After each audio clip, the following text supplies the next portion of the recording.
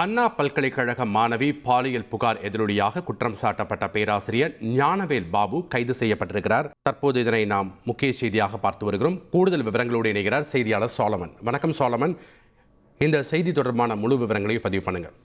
அண்ணா பல்கலைக்கழக விடுதியில தங்கி பயிலக்கூடிய மாணவி ஒருவர் நேற்று காவல் ஆணையர் அலுவலகத்துல ஒரு புகார் ஒன்றை கொடுத்திருந்தார்.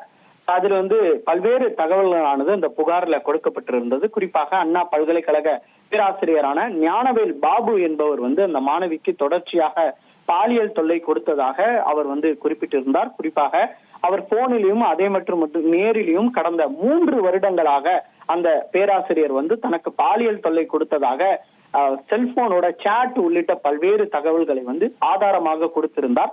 காவல் ஆணையர் அலுவலகத்துல கொடுக்கப்பட்ட இந்த புகாரானது உடனடியாக டிசிக்கு மாற்றப்பட்டு இந்த விசாரணை மேற்கொள்ளப்பட்டு வந்தது. குறிப்பாக கோற்றுப்புறத்தோட அனைத்து மகளிர் காவல் நிலைய போலீசார் வழக்கு பதிவு செய்தும் விசாரணை மேற்கொண்டு வந்தனர். பெண் வன்கொடுமை தடுப்பு சட்டம் உள்ளிட்ட 2 பிரிவின் கீழே வழக்கு பதிவு செய்து விசாரணையை நடத்தி வந்தனர். நேற்று முதலே அந்த மாணவியிடம் போலீசார் தீவிரமாக விசாரணை மேற்கொண்டனர். அவரிடமிருந்து செல்போனை அவர் போலீசார் வாங்கி கொண்டு என்ன மாதிரியான மெசேஜை தொடர்ச்சியாக இந்த ப்ரொஃபசர் அனுப்பினார் என்பது தொடர்பான தகவல்களை சேகரித்து அவரிடமும் விசாரணை மேற்கொண்டு வந்த நிலையில இவர் மீது 2 பிரிவின் கீழே வழக்கு பதிவு செய்து பேராசிரியர் ஞானவேல் பாபுவை தொடர்ச்சியாக போலீசார் தேடி வந்தனர். அவர் தலைமறைவாக இருந்த நிலையில திருநெல்வேலியில வைத்து தனிப்படை போலீசார் கைது செய்திருக்கிறார்கள்.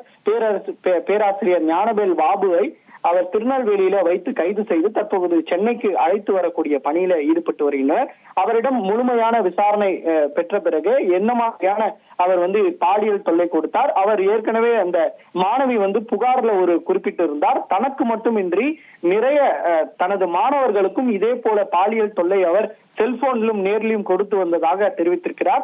இவரிடம் விசாரணை மேற்கொண்ட போதுதான் எத்தனை மாணவிக்கு இதே போன்று பாலியல் தொல்லை கொடுத்திருக்கிறார், மேலும் யாருக்கெல்லாம் இது போன்று பாலியல் தொல்லை கொடுத்திருக்கிறார் உள்ளிட்ட பல்வேறு தகவல்கள் தெரிய வரும் என போலீசார் தரப்புல தெரிவிக்கப்பட்டிருக்கிறது. தற்போது அவர் கைது செய்யப்பட்டு அழைத்து வரக்கூடிய பணியில போலீசார் ஈடுபட்டு வருகின்றனர். நன்றி சோலமன், உங்களுடைய தகவல்களுக்கு. 2.8 கோடிக்கும் அதிகமான மக்களின் உள்ளங்களை வென்ற தந்தி டிவியின் டிஜிட்டல் தளங்கள், 1.27 கோடி யூடியூப் சப்ஸ்கிரைபர்ஸ், 47 லட்சம் ஃபேஸ்புக் ஃபாலோவர்ஸ், 27 லட்சம் இன்ஸ்டாகிராம் ஃபாலோவர்ஸ், 23 லட்சம் எக்ஸ் ஃபாலோவர்ஸ், 11 லட்சம் தந்தி ஆப் டவுன்லோட்ஸ், 30 லட்சம் வெப்சைட் மந்த்லி ஆக்டிவ் யூசர்ஸ், 15 லட்சம் வாட்ஸ்அப் ஃபாலோவர்ஸ்.